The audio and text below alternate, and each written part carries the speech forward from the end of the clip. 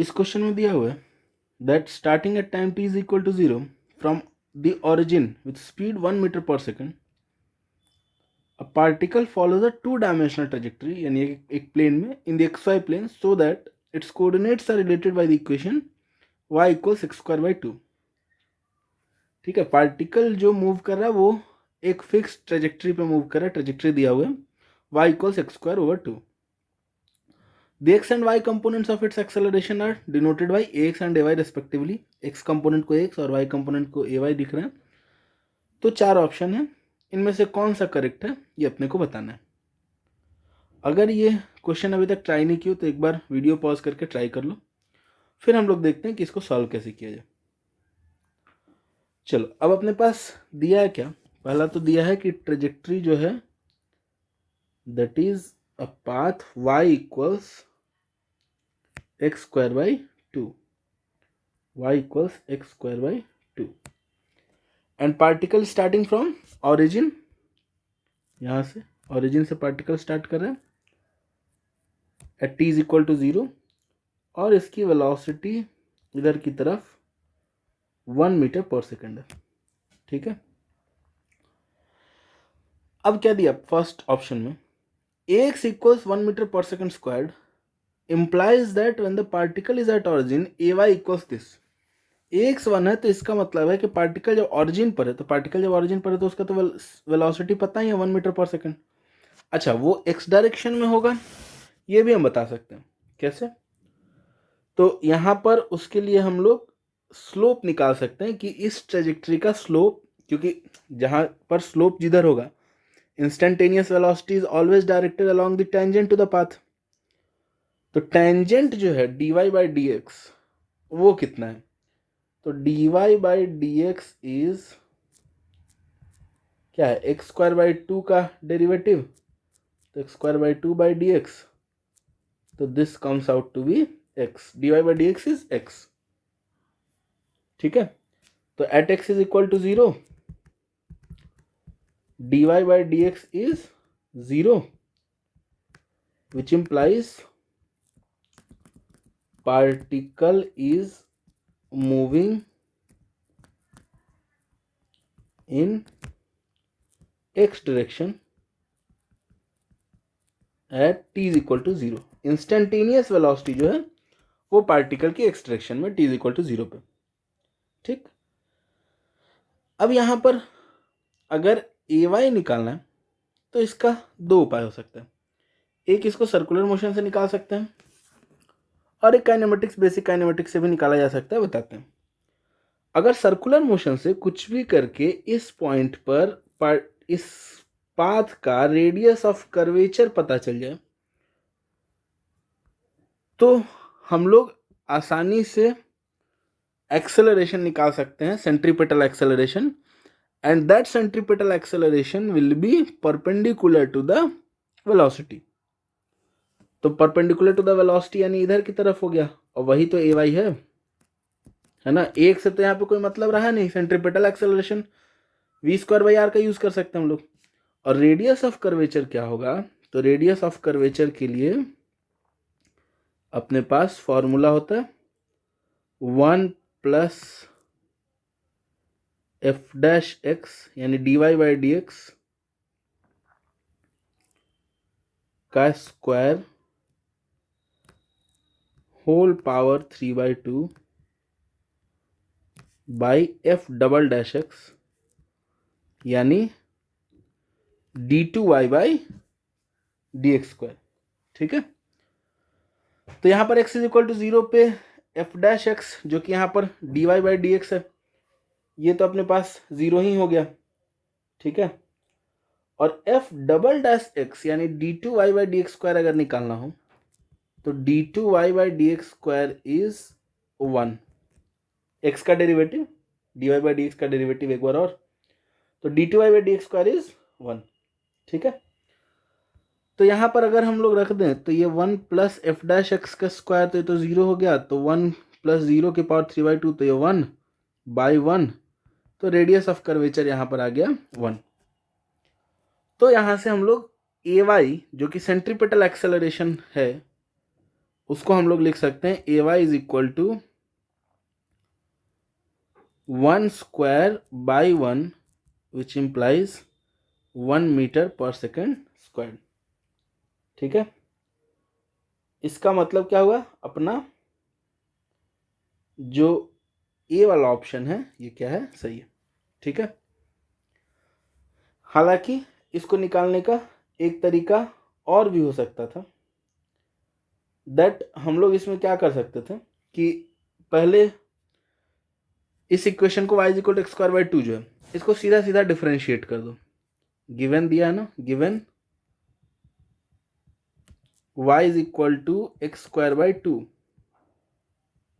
ठीक है, differentiating both sides with respect to time, with respect to time, तो यहां पर क्या आ जाएगा, dy by d t is 1/2 तो बाहर हो गया, और एक्स स्क्वायर को पहले एक्स के रेस्पेक्ट में, तो that is 2x times dx by dt।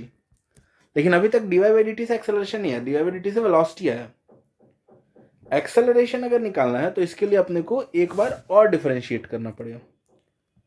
Again differentiating with respect to time, अपने पास आ जाएगा d2y by dt square is x into dx by dt means vx। Sorry नहीं, इसमें अपने को हाँ 2 से 2 कट गया, तो x एक बार पहले बाहर रखें, तो d2x by dt square which is ax। ठीक है, प्लस एक बार dx बाई dt को अलग रख लें, तो x का डेरिवेटिव, तो फिर से dx बाई dt यानी dx बाई dt का होल स्क्वायर। तो यहां से अपने पास आ गया a y is equal to x times a x, d two x by d t square is x and d x by d t is v x, तो v x का square. ठीक है, अब यहां पर क्या दिया, a x equals 1 metre per second square, a x 1 है तो ए वाई पार्टिकल जब ऑरिजिन पर, तो ए वाई भी 1 है, तो पार्टिकल जब ऑरिजिन पर है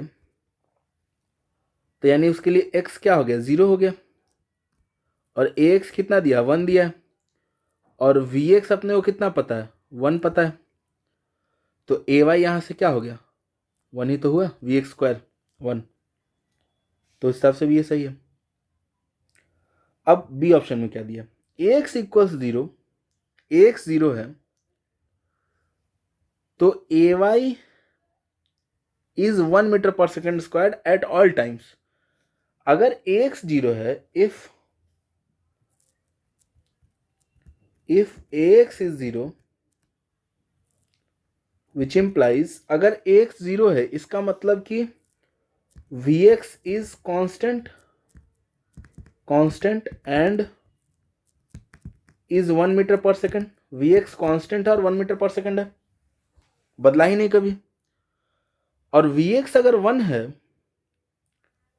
तो यहां से ये वाला इक्वेशन से ay is x ax plus vx square, तो which implies ay is x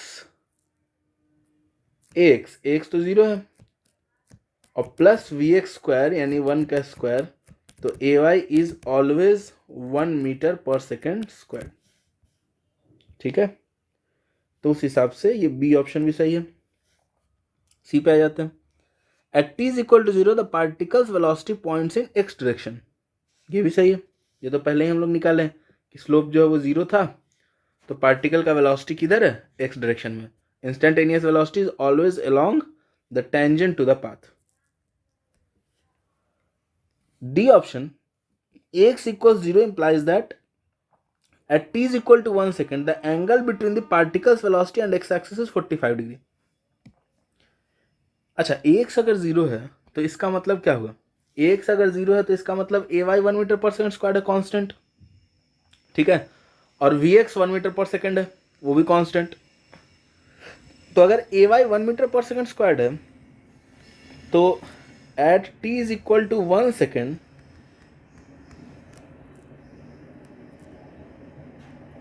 अपने पास वी वाई जो हो जाएगा ये हो जाएगा u y plus a y into t, u y plus a y into t, और यू वाई तो 0 था और ए वाई 1 है, तो 0 प्लस 1 इंटू 1, तो which is 1 metre per second. तो वी वाई 1 हो गया और वी एक्स अपने पास कितना है, वी एक्स भी 1 है। तो t is equal to 1 second के लिए अगर अपन बनाना चाहें तो यहाँ वी एक्स जो कि 1 मीटर पर सेकेंड है और वी वाई जो कि हम लोग कैलकुलेट किए वो भी 1 मीटर पर सेकेंड है। तो जो रिजल्टेंट वेलोसिटी है that is in this direction v, और इसका एक्स एक्सिस के साथ एंगल अगर थीटा बोल दें तो यहाँ पर tan theta will be equal to 1/1 यानी कि 1, तो theta is 45 degree.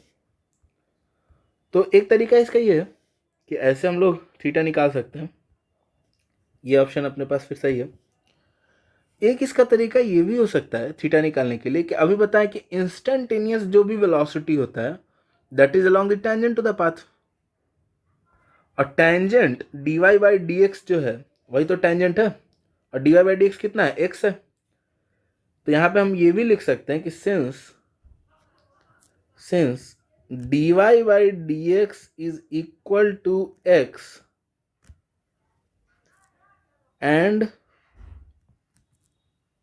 Eight t is equal to 1 second, t is equal to 1 second पर x कितना है, तो vx तो कांस्टेंट है, तुरंत देखें हम लोग क्योंकि x 0 है, तो x हो जाएगा vx इंटू टी, यानी कि 1 टाइम्स 1 यानी कि 1 मीटर या 1 यूनिट। ठीक है, तो यहां से अपने पास आ जाएगा dy by d x is 1, dy by d x is 1 which implies angle made by instantaneous velocity with x axis is 45 degree. ठीक है, तो इसमें हम लोग सवाल को कैसे सॉल्व कर सकते हैं, इंस्टेंटेनियस वेलोसिटी का डायरेक्शन क्या होगा, एक्सेलरेशन सेंट्रीपेटल अगर निकालना है तो वो रेडियस ऑफ कर्वेचर निकाल के भी निकाला जा सकता है यहाँ पर ए वाई, या फिर बेसिक इक्वेशन को डिफरेंशिएट करके भी हम लोग ए वाई के बारे में बात कर सकते हैं। तो डिफरेंट स्ट्रैटेजीज जो जिससे हम इस सवाल को सॉल्व कर सकते हैं वो हम लोग सीख रहे थे। उम्मीद करते हैं समझ में आ गया होगा।